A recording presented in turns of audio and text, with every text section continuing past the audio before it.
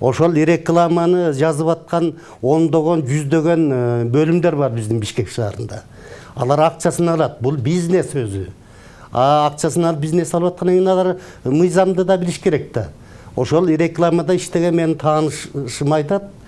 Кээде оңдойбуз дейт. Биринчи сөзүн кыргызчасын чоң жазгыла. Андан кийин орусчасын кичинекей жазгыла десек, жок дейт. Мага ушундай керек деп жанагы заказ берип аткандар бизди укпайт дейт. Демек ошол реклама жасап аткандардын жоопкерчилигин ким сураш керек?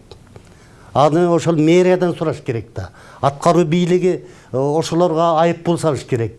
Ал 1000 сом деген неме? 1000 сомду ал айып ордуна деле көрүшпөйт да. Эң төмөнкү чеги айыптын 5000 сом болуш керек.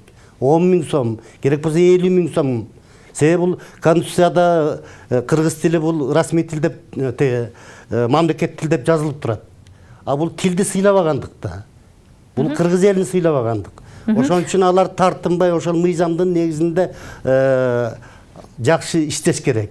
Дайыма илинип тура турган көрнөк жарнактардагы каталар сабатсыздыктын белгиси болуп турат. Көрүнүшү биздин жүзүбүздү кызарта турган.